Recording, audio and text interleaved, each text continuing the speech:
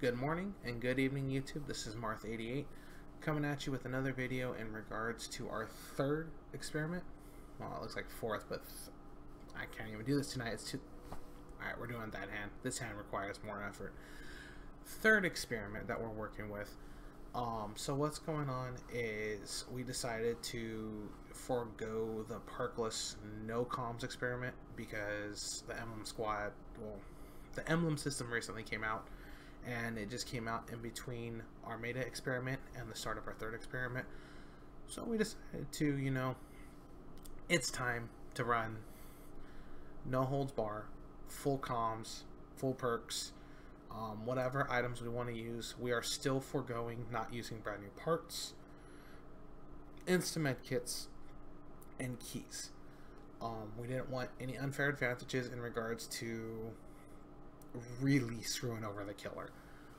But we were able to bring toolboxes just to repair normally, any flashlight we wanted, a med kit, a map, whatever we wanted to bring. And then each of us had our own set of perks that we personally thought we wanted to bring.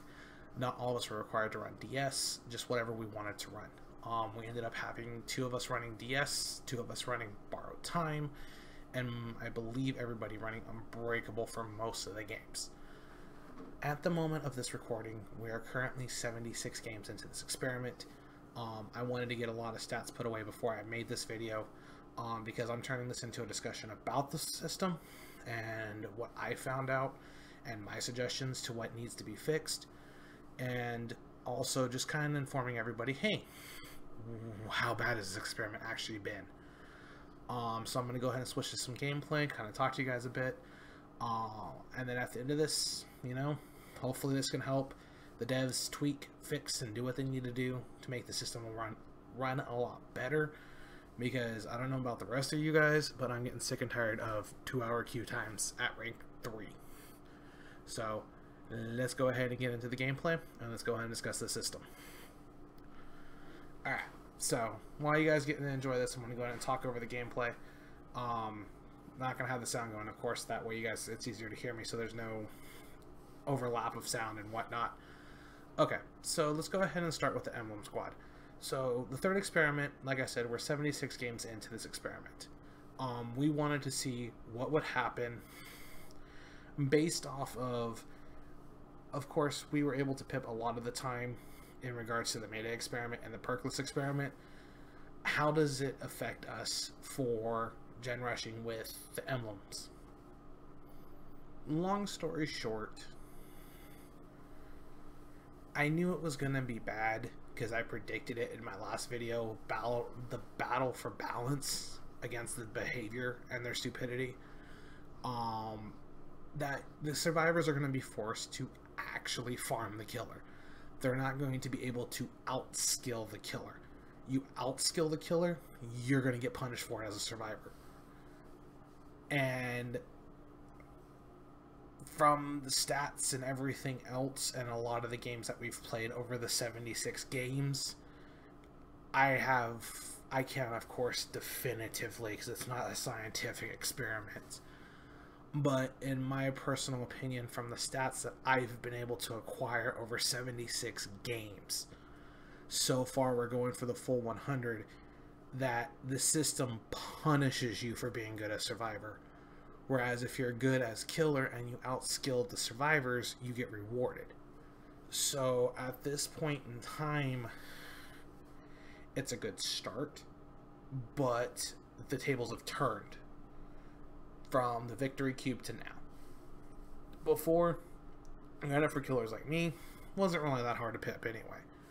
So the emblem system, that system, doesn't really matter to me. But in regards to difficulty levels for each side, the survivor side is now the hardest one to pip. Which, don't get me wrong, it's good because the survivors were really easy, but they've overtuned it to be too harsh on survivors. What do I mean by that? Perfect scenario for a killer. You take just a Leatherface, for example, because he can chainsaw 4 survivors at one time. You take all 4 survivors out into the basement, and you chainsaw all 4 of them at one time. No extra chases, no nothing, just 4 done, and hook them. They go insta hook. They'll dead. Okay, you're guaranteed Iridescent Gatekeeper because you killed all 4 survivors with all 5 gens active. You get all points into Iridescent Devout because you've killed all 4 survivors successfully via the hook. And Chaser Emblem, I don't believe you get an emblem because you killed them way too fast. But your Malice, the 3rd emblem, you do. You get a bronze at least because you get rewarded for each survivor entering a new hook state, which you only need at least 11 points for them to go into get bronze. You get that easily. Because you hook them once, they go into the next hook state, ... Easy pip for a killer. For survivors, we had multiple games to where one of our guys gets 5 gen chased. Killer doesn't hit anybody. We had an Iridescent Huntress that most of you guys have already seen it on YouTube, probably, is where I say Toxic Nia only allows Killer to have 2,000 points. I never get hit. Missed a lot of few lucky hits because whatever reason. But in the end, none of us get hit. I'm the only one that gets chased. I pip because I have all the evader, but none of my other teammates pip themselves. And it's not their fault that they didn't pip. It's the concept of they got punished because I was too good against this Huntress. So they couldn't get any benevolence points because, of course, well, I never went down, so they never had to rescue me. And they didn't get any evader points because she was chasing me the whole time. So they get 4 points in Unbroken because they never went down.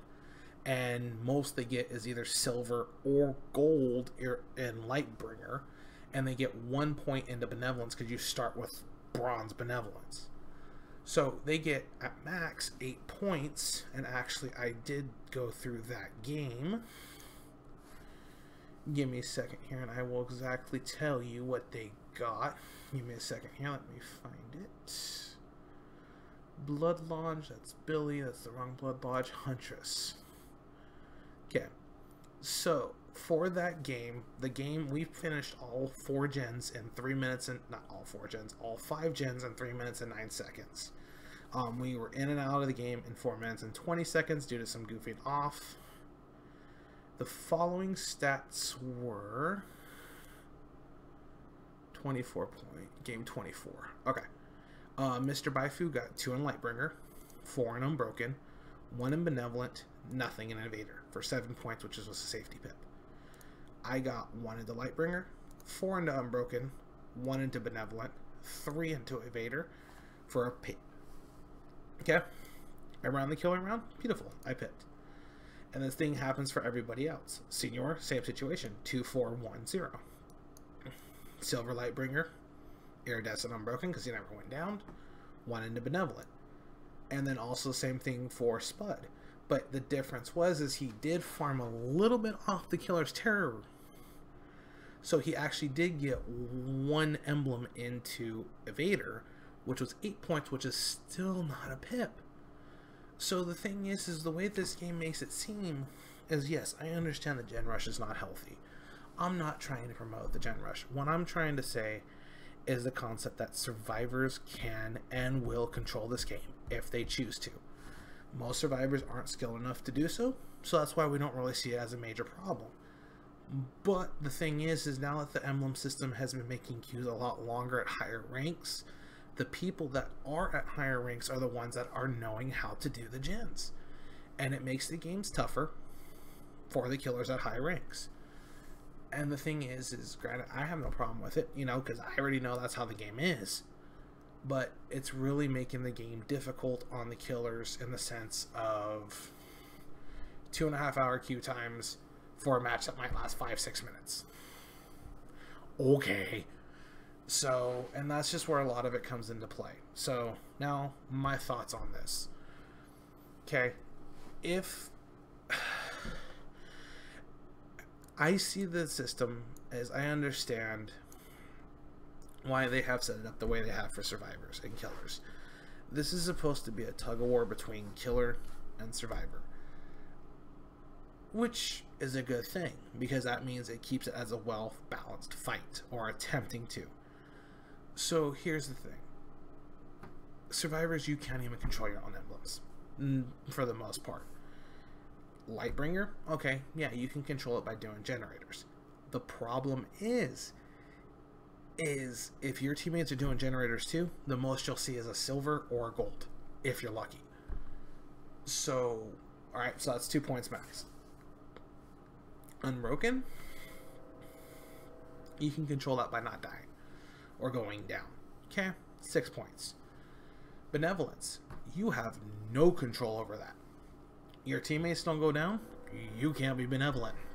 Your teammates go down, go ahead and go chase them. But the killer's camping. No, you can't be benevolent.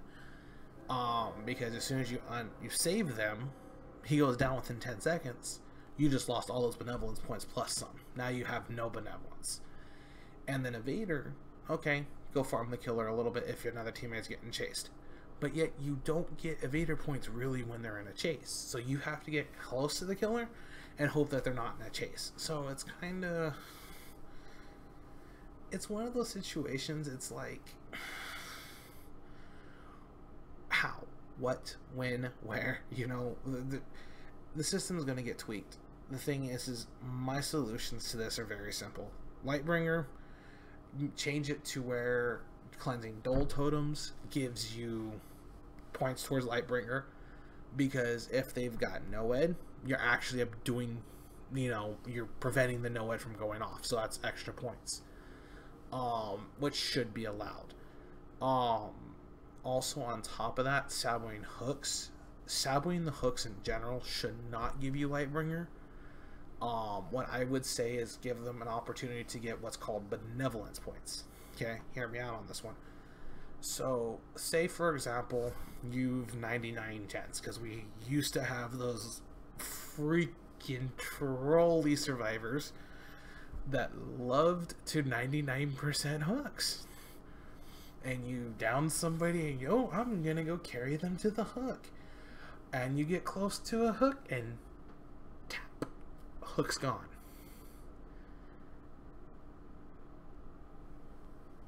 I say if a killer's got a survivor on their shoulders and you sabo the hook in front or within an X meters away from the killer, instant benevolent points. Award that saboer because he's probably saved that teammate.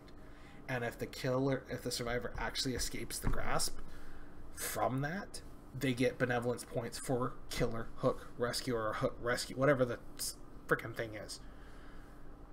Killer, grasp, rescue, there we go. That is what should, you know, just give the ability for survivors to have a little bit more that they can do to get at least a little bit more points, because they don't have much control over anything. The system right now promotes survivors doing the gens. Well, we all know what happens when the survivors do their gens because we've been showing it.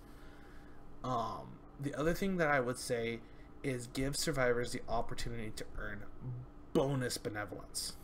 And what I mean by that is if all 4 survivors escape a trial, all 4 survivors are guaranteed enough points to get at least a gold benevolence.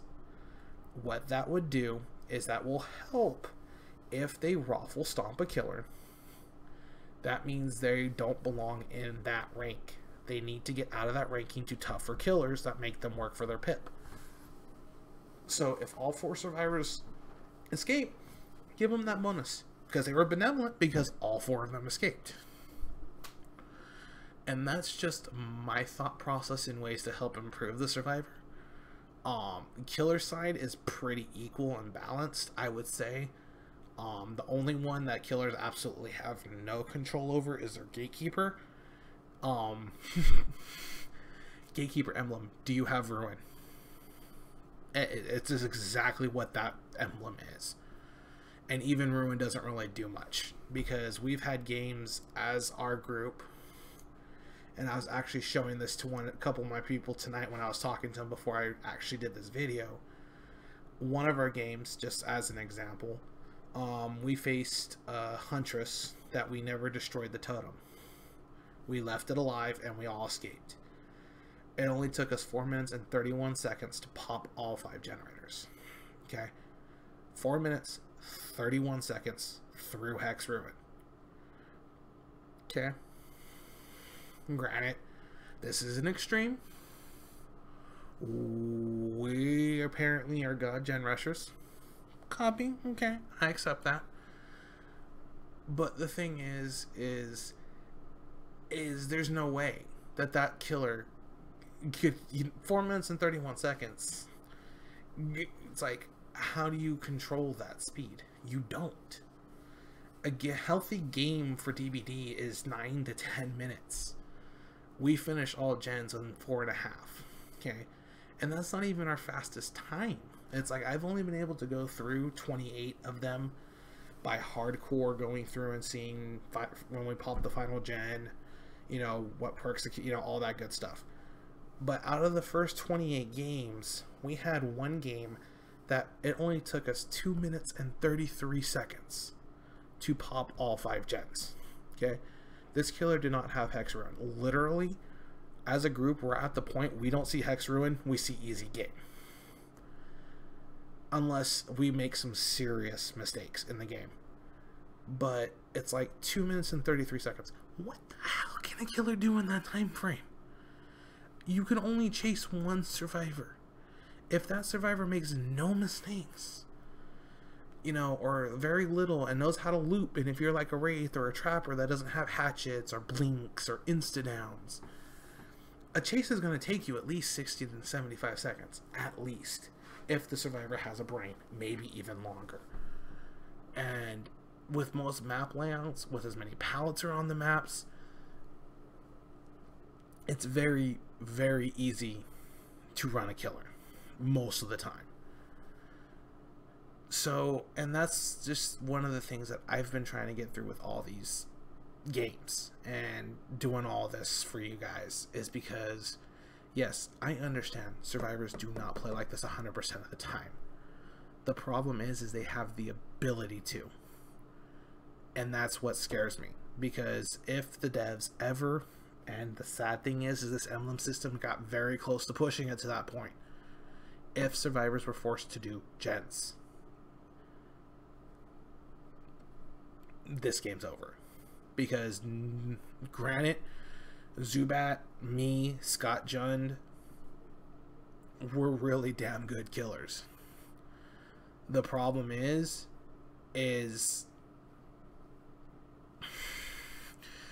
dealing with a full squad gen rush group with DSs, unbreakables, and every other second chance thing that survivors have nowadays, not including brand new parts. We will probably be having less than a 50% success chance. So, in conclusion, in that field, devs, I understand your emblem system is your new pride and joy. Granted, I wish you guys would have balanced the game out, but you guys wanted to try a new ranking system. It's out. I know you guys gotta do tweaks, fix it, get it done. But the problem is the core objective of this game is dangerously bad.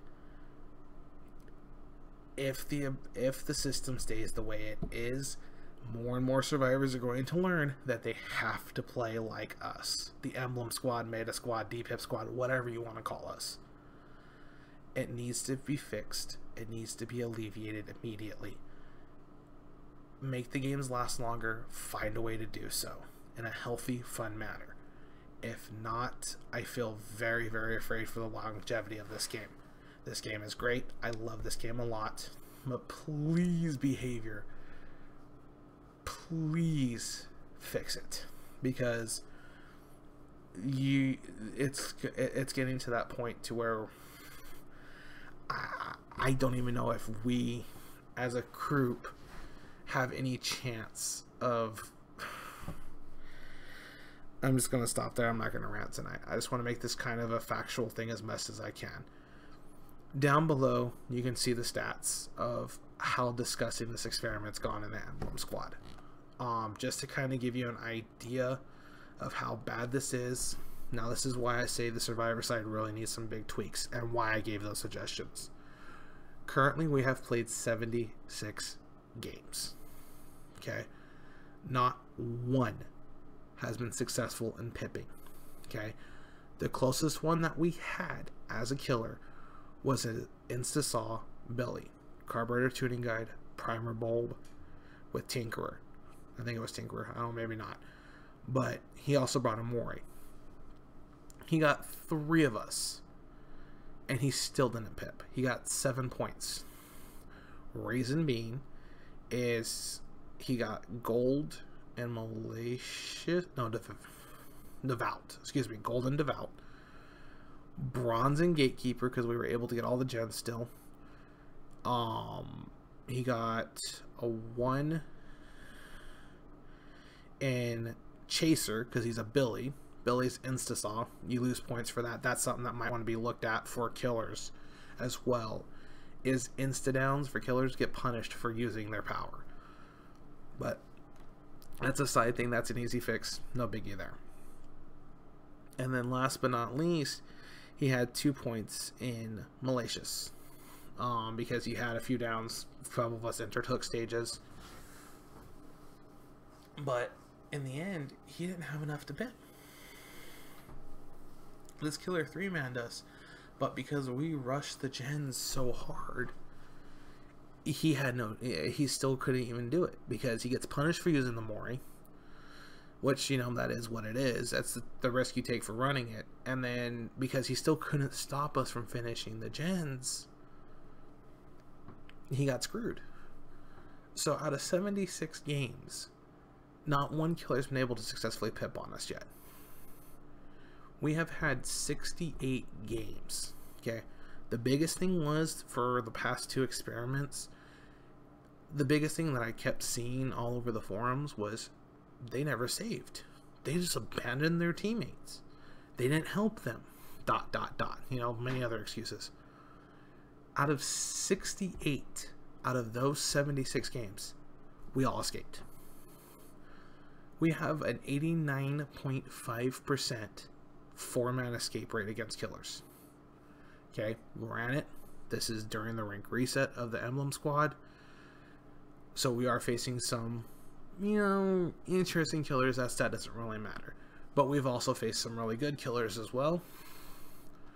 But the thing is this is not what that's for, but I just got all those stats because people like stats, so I just added those in. Here are the big things that we need to worry about. Okay, killers were only averaging 0.14. 0.14 kills a game. Okay, this is how bad we were just plowing through killers. Okay, a lot of these killers were not high-ranked killers or anything else, but this is just to kind of lay the groundwork for kind of show you, okay, we need to be out of these ranks to the higher ranks to face the good killers. Here's the problem. Okay, here's our average over 76 games. Okay, our D pips. Okay, these are our D pips during this emblem system. Okay, Baifu D pipped once. I D pipped 3 times. Senior and Spud D. So the 3 of them D pipped once. I just D pipped 3 times. Okay, now I'm going to give these values in percentages. Out of 76 games, all of us safety pipped at least 50% of the time. And then the other percentage was pipping. Okay, but here's some of the stats that are really scary. Okay, Senior, through this whole experiment, 76 games, has only died once. Same with Spudbar. Okay, Senior's only died once. He has gotten 46 safeties and 29 pips. We have destroyed killers for at least 68 games, not including the 1 kills, 2 kills, 3 kills, whatever the reasons behind those. That's fine. Just look at the 68 where we all escaped, and he could only get 29 pips.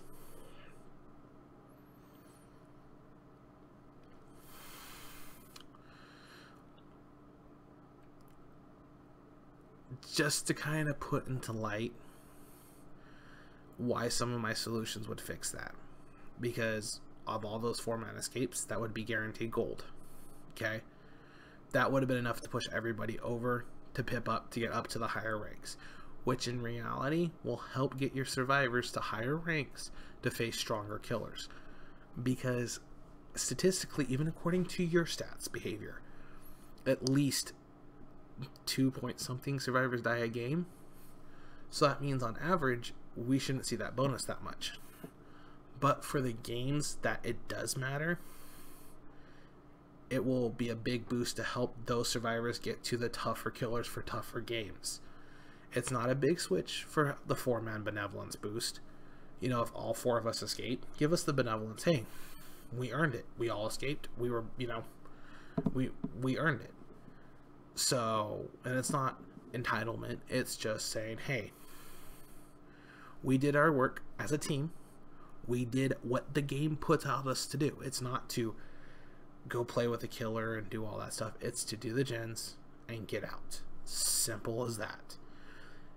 If all 4 of us escape, we did our objective. We won that round. So, in theory, you should be rewarded for that. But in the current system, you actually get punished for outdoing the killer. Whereas the killer, you get rewarded for outdoing the survivors. So, just to kind of even it out a bit, those are my suggestions. But, guys, YouTube, sorry for the long video. It's not as long as my other one. But I hope you guys did enjoy it. I do love you guys a lot. And other than that, let's hope that the system can get fixed. Hopefully behavior might be able to take these suggestions into play. Because I would think personally it would make the system a little bit better. It would make it more rewarding for us to save our teammates. But other than that, guys, I hope you guys all have a great night. Love you guys. And I will catch you all in the next video.